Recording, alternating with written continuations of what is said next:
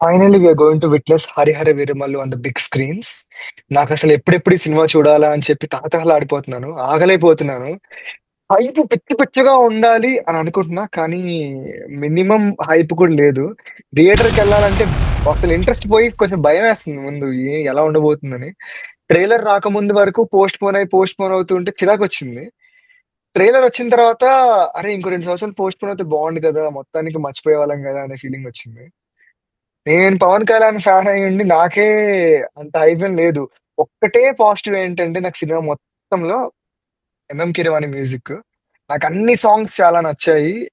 Background score కూడా చాలా చాలా బావుంది. కానీ ఎందుకో నాకు ట్రైలర్‌లో ఆ గ్రీన్ స్క్రీన్ ఎఫెక్ట్స్ చూసినప్పుడు ఓకేరా బ్రదర్, పోబోతుంది ఇదేదో మనకి అసలు చాలా సో అనిపిస్తుంది. ఆ! కాల్డ్ మూవీస్ నుంచి ఇది చాలా బెటర్. నేను చెప్పాలంటే పర్లేదు, నాకైతే ఆ! చాలా సాటిస్ఫాక్షన్ గా ఉంది. ఎందుకు వాళ్ళ కాస్ట్యూమ్ కానీ వాళ్ళ సెట్ కానీ కొంచెం better than so many other movies.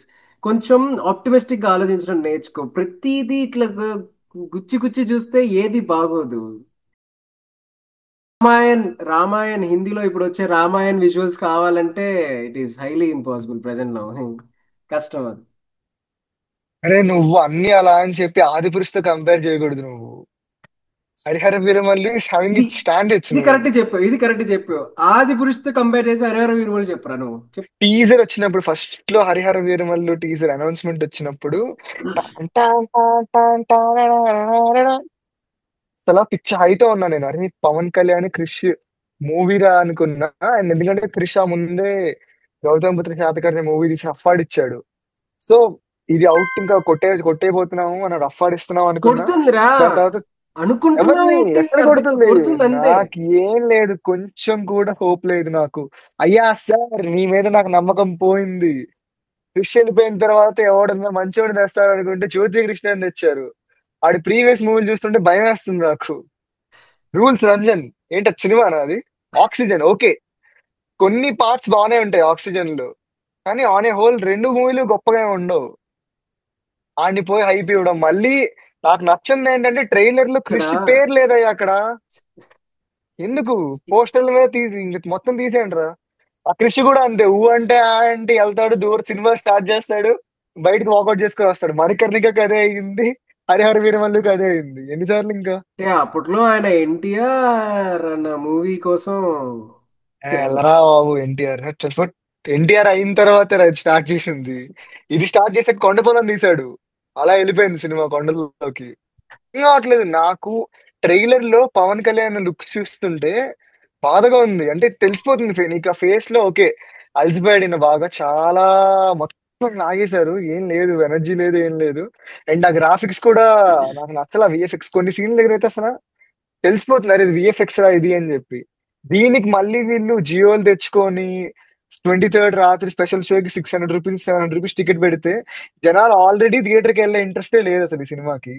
ఈళ్ళు మళ్ళీ ఇంత 600, 700 పెట్టి టికెట్ పెట్టి మళ్ళీ తర్వాత పక్క రోజు నుంచంట ఫస్ట్ 10 డేస్ దాకా లోవర్ కాస్ట్ మీద రూ. 100 ఎక్స్‌ట్రా గావాలంట. అప్పర్ క్లాస్ మీద రూ. 150 ఎక్స్‌ట్రా గావాలంట. అంటే రూ. 300 ఒక టికెట్ సింగిల్ స్క్రీన్‌లో. జనాలు రావట్లేదంటారు. ట్రైలర్ ఏమో యావరేజ్‌గా ఉంది. కానీ జనాలు మాత్రం థియేటర్‌కొచ్చి ఈళ్ళకి 300 పెట్టి టికెట్స్ ట్రైలర్ ఇవ్వట్లేదా? యావరేజ్ గా నీకుంది. చాలా మందికి మాకు చాలా బాగా నచ్చింది. ఏం చెప్పరా నీకు ట్రైలర్‌లో ఏం అంత చెప్పాను గొప్పగా కదరా, నచ్చింది చెప్పు? ఇందులో స్టోరీ ఇస్ ద హీరోరా. అది దాని ఎవరి గురించి అనుకుంటున్నావు? అది కృష్ణదేవరాయ వల్ల యాన్సిస్టర్స్ గురించి. అసలు ఆయన అసలు ఆ విజయనగర సామ్రాజ్యం ఎలా స్థాపింపబడింది అన్న దాని మీద ఔరంగజేబు వీళ్ళందరూ ఎందుకున్నారు మరి సినిమాలో? నువ్వు ఓన్లీ విఎఫ్ఎక్స్ మాత్రమే ఉండాలి, దాని మీద డైరెక్షన్ వాళ్ళే అంటే దాని మీద ఉన్నది, నేను కాదని చెప్పట్లేదు. కానీ all together it could be a good movie. మనం వన్స్ బయటకు వస్తే కానీ మనం చెప్పలేము. అండ్ ఆ హైప్ అన్నది మినిమం ఉంటుంది. అది పీకే, ఇప్పుడు జస్ట్ పీకే, పిఎస్పీకే కాదు అది, డిసిఎం పిఎస్పీకే అది. పవన్ కళ్యాణ్ ఆయనకోసం సినిమాకి థియేటర్‌కెళ్దాము. అసలు జీరో ప్రమోషన్స్. ఏ ప్రమోషన్స్ చేయకపోయినా ధైర్యం చేసుకొని ఎళ్దామా థియేటర్‌కి అనుకుంటే, టికెట్ 600, 300 పెడితే ఎవడెళ్తాడురా థియేటర్‌కి? మళ్ళీ ఆ, కలెక్షన్స్ రావట్లేదని చెప్పి మళ్ళీ ఆయన స్టార్‌డమ్‌ని మళ్ళీ అంటారు. ఆయనేమో తీసుకున్న రెమ్యునరేషన్‌లో సగం రెమ్యునరేషన్ మళ్ళీ వెనక్కిస్తాడు. ఎందుకు తీసుకుంటాడో తెలీదు. ఎందుకు వెనక్కిస్తాడో తెలీదు. లాస్ట్‌కి నాకు 'హరిహర వీరమల్లులో' హెచ్ అంటే హరి కాదు. హైక్స్ వీరమల్లు అనే ఫీలింగొచ్చేసింది. ఎంత ఇచ్చారు?